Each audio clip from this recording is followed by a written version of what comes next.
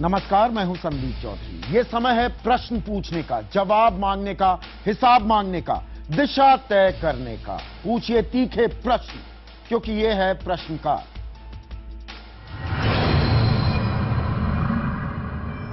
बाईस साल का रणवीर एमबीए का छात्र, एक साजिश उसे मौत के मुंह में ले गई।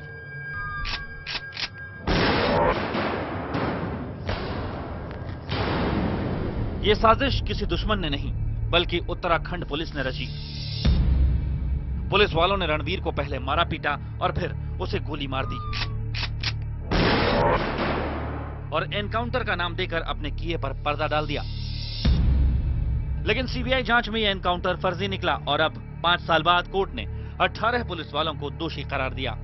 पुलिस की तो थ्योरी ये थी कि जंगलों में जाके जहां इनको घेरा और वहां पे इन पे गोलियां चलाई, उन्होंने भी गोलियां चलाई, जबकि ऐसा कहीं सबूत ही नहीं मिला। आईपीएन से उन्होंने जो मेरे साथ काम किया है, उनकी वजह से मुझे ये सारी कार्रवाई करने में हौसला भी मिला और कार्रवाई भी सही हुई। फर्जी मुठभेड़ की ऐसी ही कहानी पटना पुलिस ने भी रची। 12 साल पहले पटना के आशियाना नगर में 3 छात्रों को गोली मारकर उन्हें डकैत करार दिया। लेकिन सीबीआई जांच में खुली खूनी पुलिस वालों की पोल। अदालत ने एसएचओ और कांस्टेबल को तीनों छात्रों की हत्या का दोषी माना। सवाल यह है कि आखिर क्यों फर्जी मुठभेड़ में मारे जाते हैं बेकसूर? किसकी शह पर और किसके दबाव में पुलिस करती है फर्जी एनकाउंटर? एनकाउंटर शब्द सुनते ही रोमांच आता है। आंखों के सामने अपराधियों और पुलिस के बीच तड़ातड़ चलती गोलियों की फिल्मी तस्वीर घूम जाती है। लेकिन हर बार एनकाउंटर में अपराधी नहीं मरता। कई बार बेकसूर, बेगुनाह, बदनसीब लोग भी पुलिस की उन्हीं गोलियों की बलि चढ़ जाते हैं, क्योंकि कई बार एनकाउंटर फर्जी होते हैं। अपना गिरेबान बचाने, बहादुरी के तमगे पाने, प्रमोशन हासिल करने, राजनेताओं के इशारे पर भी कई बार खाकी वर्दी वाले हत्यारे बन जाते हैं। और ऐसा ही एक फर्जी एनकाउंटर हुआ था 5 साल पहले, जब देहरादून के रणवीर को अपराधी बताकर पुलिस वालों ने गोलियों से छलनी कर दिया। आज इंसाफ हुआ, 18 पुलिस वालों को दोषी करार दिया गया। आज का प्रश्नकाल समर्पित है ऐसे ही परिवारों को जिनके अपने फर्जी एनकाउंटर में छीन लिए गए। आज का हमारा विषय यही है, रणवीर एनकाउंटर, एनकाउंटर में मरते बेकसूर। और इसी से जुड़ता है आज का प्रश्न, क्या केस सुलझाने के दबाव में फर्जी एनकाउंटर करती है पुलिस?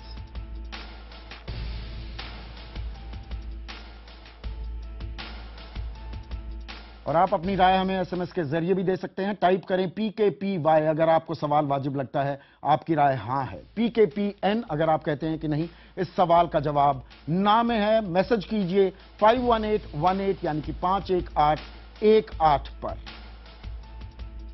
और मेरे और आपके सवालों का जवाब देने के लिए प्रश्नकाल में हमारे साथ कुछ खास मेहमान जुड़े हुए हैं। स्टूडियो में हमारे साथ हैं फर्जी एनकाउंटर में मारे गए रणवीर के पिता रविंद्र पाल जी, उत्तर प्रदेश के डीजीपी रह चुके हैं विक्रम सिंह, और गुड़गांव से हमारे साथ 17 साल पहले दिल्ली के सीपी शूटआउट में पुलिस वालों की गोली से मारे गए बिजनेसमैन प्रदीप गोयल की पत्नी नीमा गोयल हैं। और आपको बता दें कि 31 मार्च 1997 में हुई इस फर्जी मुठभेड़ में पुलिस ने अपराधी मोहम्मद यासीन के बुलावे में उनकी गाड़ी पर गोलियां चला दी थी, जिसमें 3 लोग, जगजीत सिंह, तरुण प्रीत सिंह और प्रदीप गोयल मारे गए थे। और इस मामले में तत्कालीन एसीपी SS राठी समेत 10 पुलिस वालों को उम्र कैद की सजा सुनाई गई थी।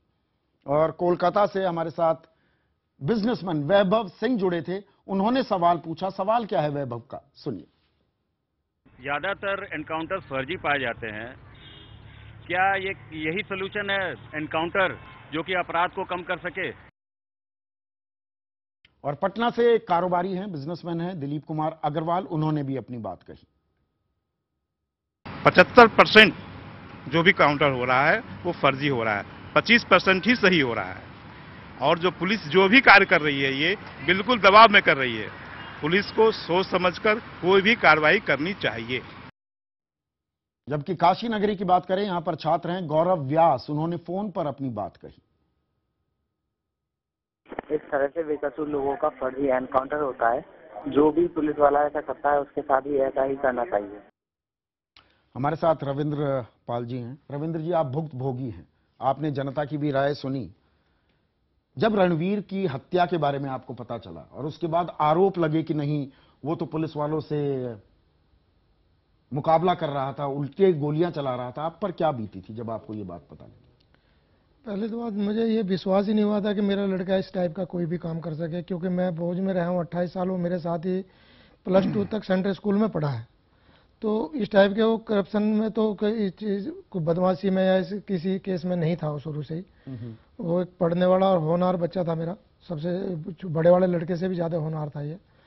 तो पहले तो मुझे विश्वास ही नहीं हो रहा था कि भाई ऐसा मेरे लड़के के साथ हुआ, लेकिन जैसे मैंने टेलीफोन पे बातचीत की है और पता चला कि भाई वाकई में इन्होंने पुलिस ने इनकाउंटर कर दिया, तो मेरे पे बहुत ही ज़्यादा जोर पड़ा था। और ये निर्दोष बच्चे के आप गए नहीं, थाने नहीं गए, कहा कि ऐसा हो ही नहीं सकता, मेरा बच्चा ये कर ही नहीं सकता? तो उसके लिए मैं देहरादून जब पहुंचा था, रात को पहुंचा मैं, दिन में इन्होंने 3:30 बजे इनकाउंटर कर दिया था, तो रात को मैं 2 बजे देहरादून पहुंचा हूँ। 2 बजे देहरादून पहुंचने के बाद मैंने वहाँ के CO अजय सिंह से बात की, अपने टेलीफोन से, मीडिया वाले से टेलीफोन नंबर लेकर के। तो उसने मेरे से पहले तो ये बोला कि भाई तुम थाने आ जाओ, हम थाने में बैठ के बात कर लेंगे। तो मैंने उनसे बोला भाई मैं थाने नहीं आ पाऊंगा, मेरे लड़के की जहाँ डेड बॉडी है मैं वहीं हूँ, दोनों हॉस्पिटल आ जाइए, आप मेरे से जो भी बात करनी दोनों हॉस्पिटल में कर लीजिए। तो लेकिन उसी दौरान वो थोड़ा सा गर्मा गर्मी होगी, तो उन्होंने मेरे से बोला कि भाई जो लड़के का तुम्हारे का हादसा किया वो तुम्हारे साथ भी कार्रवाई करो। अच्छा, मतलब मारने की उसने मुझे सरेआम धमकी दी उस टाइम। तो मैंने उनको ये बोला भाई ऐसा है कि आप जो भी करना है कार्रवाई दोनों हॉस्पिटल आके कर लीजिए, मेरा पूरा परिवार यहीं है, आप सबको मार दीजिए।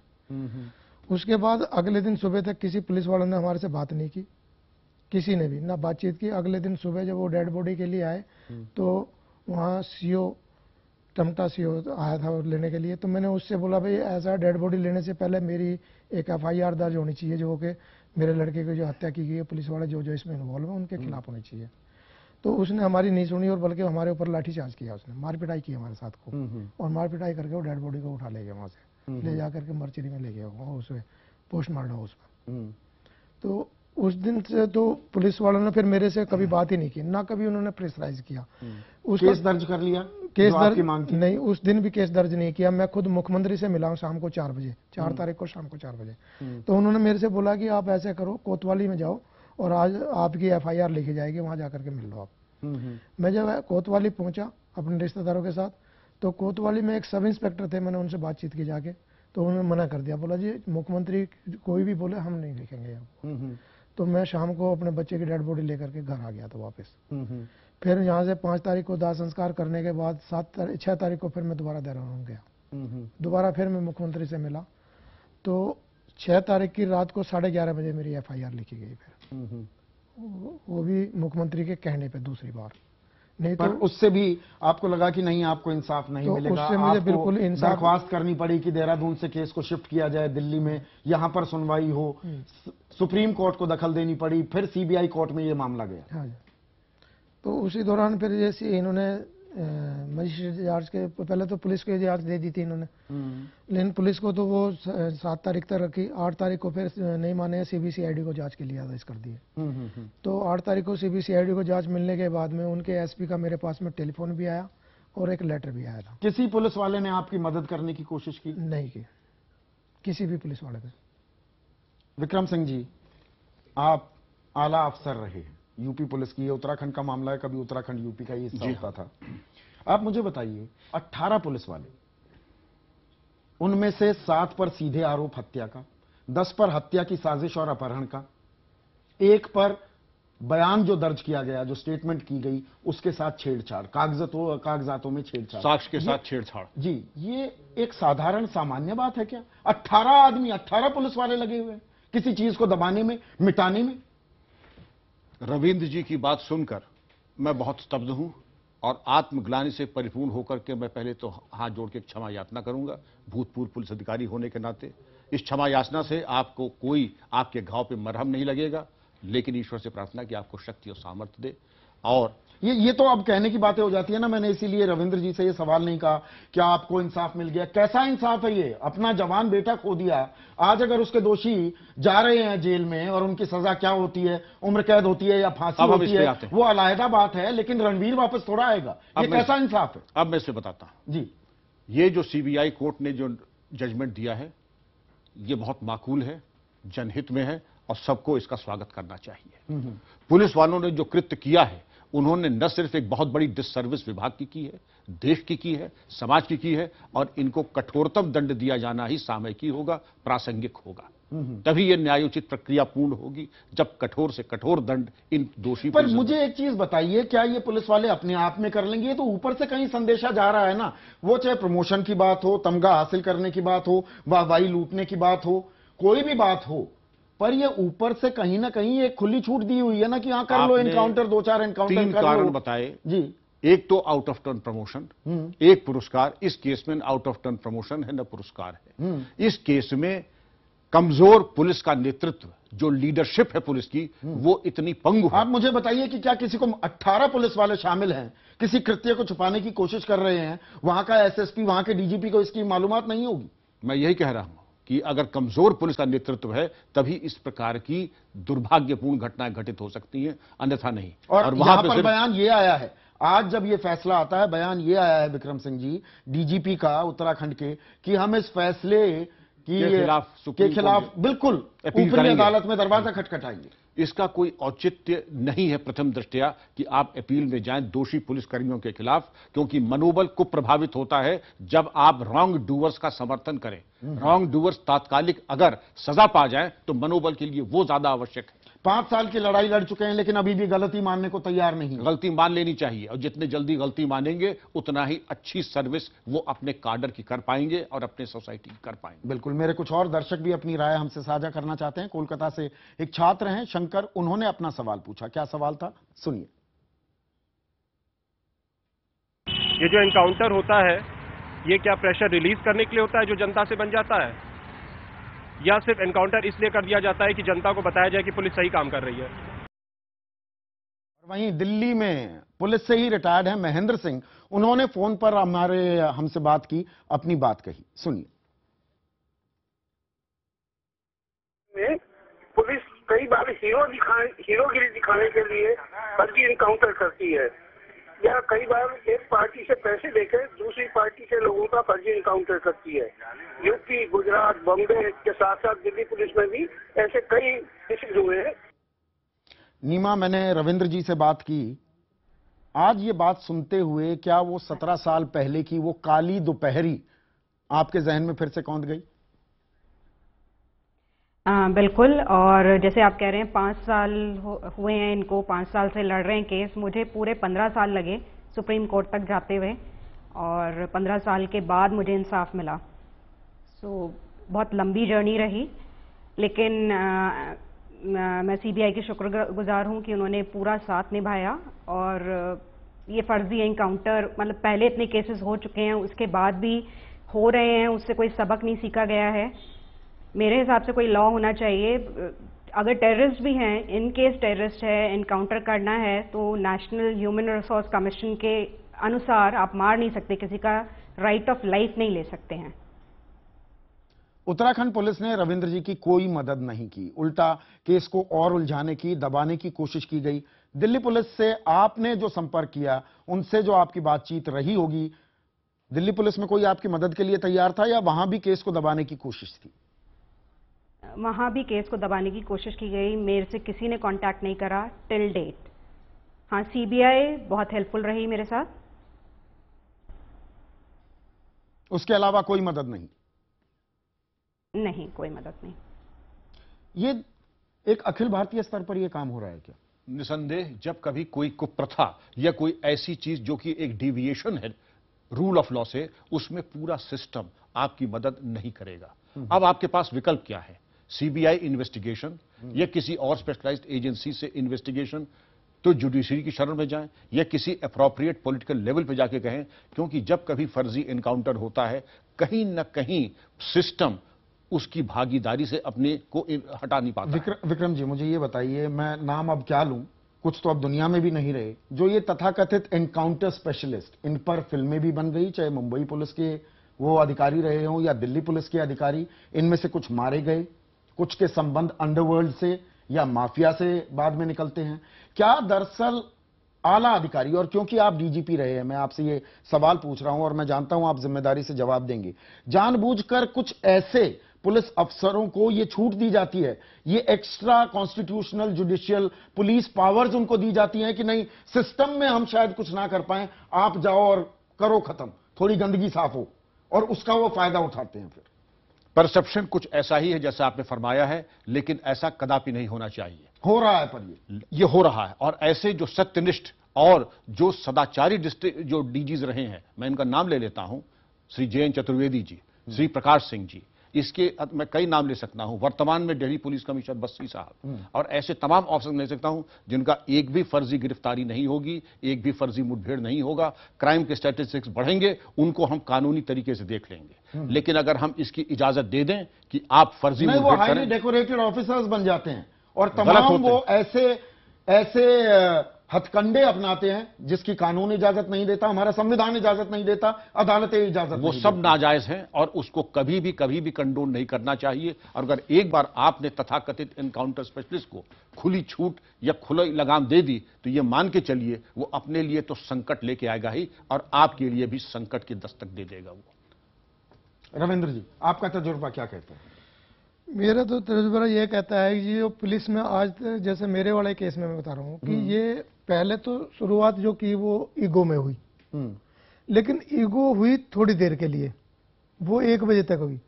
1 बजे से लेकर के 3 बजे के बीच में जो षड्यंत्र रचा गया उसमें बड़े सीनियर अधिकारी भी थे उस टाइम। हाँ, हो ही नहीं सकता। और वो छुपाए गए। 18 आदमी कोई कृत्य को अंजाम दे रहे हैं और उनके आला अधिकारियों को मालूम नहीं, ये गले से उतरती ही नहीं है। ये साहब उस थाने में बैठ करके उसमें 3 आला अधिकारी थे, लेकिन मेरे पास सबूत नहीं है कि जो मैं उसको ला सकता था। और उनको छुपाने के लिए इन 8 आदमी ने अपने ऊपर लिया। क्यों लिया उसका कारण भी मैं बताता हूं। क्योंकि इनको पैसा पूरा आज तक जो इस केस में लग रहा है इनके ऊपर, चाहे वो सुप्रीम कोर्ट में लगाया, चाहे यहाँ 30,000 में भी वकील किए गए, नैनीताल में जो इनको जमानत हुई है, वो पैसा पुलिस ने अपने पास से इकट्ठा करके दिया। यहाँ तक कि इनके घर परिवार को चलाने के लिए पैसा पुलिस दे रही है। और वो उसी कार्रवाई की वजह से उन्होंने सीनियर का नाम नहीं लिया और उनको ये प्रलोभन दिया गया कि तुम्हारा कुछ नहीं होने। कभी बीच में आपको धमकियां भी मिली जब आपने कहा कि अब तो मैं इसको देखो जी अंजाम तक लेकर जाऊंगा? उसका भी मैं बताता हूं आपको। इसमें धमकी उनको देने की हिम्मत क्यों नहीं मिली? वो सिर्फ मीडिया की मेहरबानी से। क्योंकि जिस दिन से ये केस हुआ है उस दिन से मेरे साथ में मीडिया एक लाठी बन के खड़ी है, बहुत जबरदस्त। अगर मैंने मीडिया को रात को भी एक बार टेलीफोन किया तो वो रात को 12 बजे मेरे घर में थे। तो मीडिया को तो मैं भूल ही नहीं सकता जिंदगी में। ये मीडिया मेरे साथ में लाठी बढ़ने की वजह से मुझे कभी धमकी नहीं मिली। सिर्फ धमकी मुझे 4 तारीख तक ही मिल चुकी, मारपिटाई भी मेरे 4 तारीख तक ही होगी 2 दिन के अंदर। उसके बाद पुलिस के कोई भी मेरे परिवार को या मेरे रिश्तेदार को पुलिस की तरफ से कोई दबाव नहीं आया। और वो मीडिया की गलती उससे, क्यों मीडिया का प्रेशर इतना रहा लास्ट तक आज तक भी कि पुलिस को ये पता था कि अगर हम कहीं भी कोई अटैक करेंगे तो पुलिस मीडिया के पास ही जाएंगे और मीडिया के दबाव से उन्होंने मेरे ऊपर कभी अटैक नहीं किया। और ट्विटर पर ब्रिजलाल, मैं आ रहा हूं रविंद्र जी आपके पास, ट्विटर पर ब्रिजलाल ने लिखा है कि गुजरात के फर्जी एनकाउंटर के केस बताते हैं कि कैसे पुलिस वालों को राजनीतिक संरक्षण मिला होता है। इसके अलावा सोशल वेबसाइट फेसबुक पर अजय कुमार ने लिखा है कि पुलिस को असीमित अधिकार नहीं होने चाहिए, उसे लाइसेंसी किलर में बदलने से रोका जाना चाहिए। आप अपनी बात कह रहे थे रविंद्र। मैं इसमें ये बता रहा हूं कि नैनीताल में 7 जो मेन अभियुक्त थे इसमें पुलिस वाले, उनको जमानत मिली। अजीत सिंह 20 जनवरी 2010 को जिस टाइम जमानत दी गई वहां सीबीआई वकील प्रेजेंट नहीं था। एक सरकारी वकील खड़ा करके उसको जमानत दे दी गई। क्या उस जज का हक नहीं बनता कि भाई वकील नहीं है सीबीआई का तो उसको नोटिस वो वार्निंग देता और अगले दिन के लिए डेट दे देनी चाहिए थी? तो इसका मतलब वो जज भी करप्ट था। तो उसने उसको एक दिन एक अक्यूज को जमानत दे दी। 21 तारीख को 3 को जमानत दी गई। उस दिन सीबीआई वकील भी था, उस सीबीआई वकील में कोई इंटरफेरेंस नहीं किया। 22 तारीख मतलब नेक्स्ट डे फिर 3 आदमी को जमानत दी गई। उसके बाद देखो जमानत देने के बाद में फिर आगे की कार्रवाई पुलिस की क्या चली। 29 तारीख को अजीत सिंह जिसको पहले दिन जमानत मिली, 29 तारीख को उसको सर्विस पे ले लिया गया, जबकि 2.5 महीने से वो जेल में पड़ा है। तो सरकारी आदमी है, जब तक उसका केस का फैसला नहीं हो जाता उसको ज्वाइन क्यों कराया गया? उसको सस्पेंड रखना चाहिए था।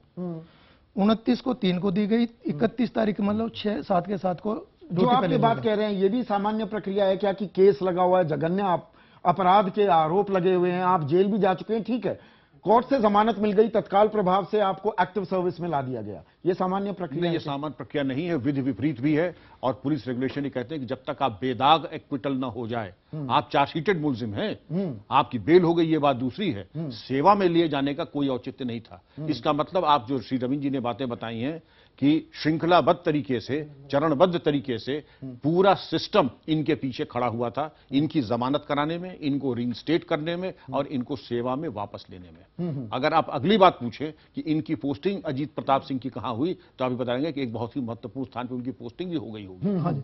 हो गई ना, अब देख लीजिए। सबकी पोस्टिंग की गई है और वो भी उनके हिसाब से की गई है जी, जैसा वो चाहते थे। नीमा, आपका एक्सपीरियंस भी कुछ ऐसा ही था क्या? हाँ जी, मेरा एक्सपीरियंस भी ऐसा ही था और काफ़ी समय तक उनको सैलरीज दी जा रही थी, जबकि चार्जशीट हो गई और उनके ऊपर अक्यूज हो गए ट्रायल कोर्ट से, उसके बाद भी उनको मतलब सैलरीज वगैरह दी जा रही थी। सारे उनको जो उनके बेनिफिट्स थे वो दिए जा रहे थे। और साथ ही फिर ये बताने की कोशिश की गई कि कितने बड़े अपराधी को वो दरअसल ढूंढ रहे थे और ये तो गलतफहमी में, गफलत में ये गोली चल गई, वरना उनका कतई कोई इरादा नहीं था, वगैरह वगैरह, ये कहानियां भी कहीं ना कहीं प्लांट की गई। हाँ जी, और ओल्ड दिल्ली में किसी रेस्टोरेंट में यासीन को पकड़ा गया या इनकाउंटर उसके साथ भी, पता नहीं किसको उन्होंने मतलब फिर से अक्यूज बना दिया, शायद वो असली बंदा था भी या नहीं, आई डोंट नो। तो इसमें तत्काल प्रभाव से एक चीज क्या की जाए? आखिरी सवाल विक्रम सिंह जी आपसे है कि पुलिस तंत्र में इस तरह की वारदातों को, इस तरह के जघन्य अपराध को अंजाम ना दिया जाए, एक ऐसी क्या चीज की जाए कि ये फर्जी एनकाउंटर कम से कम खत्म ना हो पाए, ये लगभग खत्म होने के कगार पर तो पहुंच जाए। मैंने आपके सामने 5-6 डीजीपीस के नाम रखे, श्री प्रकाश सिंह जी, श्री जयंत चतुर्वेदी जी, श्री राम अरुण जी उत्तर प्रदेश के, और उत्तरांचल में भी एक बंसल साहब डीजीपी थे, उनके स्पष्ट आदेश थे, फर्जी एनकाउंटर हुआ, 302 का मुकदमा लिख के पहले तफ्तीश होगी, जेल भेजे जाएंगे, अगर आप बेदाग निकल आते हैं उसके बाद आप पुलिस में आएंगे। सबसे पहले हम आपको यह करना होगा, फर्जी मुठभेड़ हुई या जरा सा भी हमें संदेह 302 का मुकदमा, पहले 302 का मुकदमा, आप जेल जाएंगे, उसके बाद अगला प्रश्न आपसे किया जाएगा। बिल्कुल, अगर ऐसा हो पाता है तो शायद कम से कम रविंद्र पाल जी जैसे लोग और नीमा गोयल, इनके नुकसान की भरपाई कतई नहीं हो सकती। हम कहते रहे कि भाई इंसाफ मिल गया, इनके अपने तो वापस नहीं आ सकते, ऐसा किसी और के साथ ना हो। इसी उम्मीद के साथ नीमा, रविंद्र जी आपका, विक्रम सिंह जी आपका बहुत बहुत शुक्रिया। और अब बात आज के सवाल पर एसएमएस के जरिए मिली आपकी राय की। हमने सवाल किया था, क्या केस सुलझाने के दबाव में फर्जी एनकाउंटर करती है पुलिस? और अभी तक के मिले जवाबों के मुताबिक 85% लोग कह रहे हैं कि हां ऐसा ही होता है, जबकि 15% कहते हैं कि नहीं, ऐसा नहीं है। पर हत्या तो हत्या है, अपराधी करे या वर्दीधारी पुलिस वाले, कानून ना इसमें भेद करता है और ना ही समाज को भेद करना चाहिए। अक्सर ये बातें दबी जुबान में कही जाती हैं, सुनी जाती हैं कि अपराधी का फर्जी एनकाउंटर भी कर दिया जाए तो क्या बुरा है। कहा यह भी जाता है कि बुरे आदमी का बुरा अंत ही होना चाहिए, लेकिन यह कहने वाले दरअसल मानवाधिकारों को दफन कर डालते हैं। अपराधी है तो सजा कानून देगा, इंसाफ नहीं। वैसे भी फर्जी एनकाउंटर की लत ऐसी लगती है कि बेकसूर भी मारे डाले जाते हैं। लेकिन यह ना भूलिए कि कई एनकाउंटर स्पेशलिस्ट आज जेल में सड़ रहे हैं, वो अपराधी हैं और उन्हें वही सजा मिलनी चाहिए जो किसी भी हत्यारे को मिलती है। यह था आज का प्रश्नकाल। अब अगले हफ्ते यानी कि सोमवार रात 8 बजे फिर मिलेंगे कुछ तीखे प्रश्नों के साथ, जिनमें से सिर्फ एक सवाल, एक प्रश्न हमारा होगा, बाकी सब आपके। नमस्कार।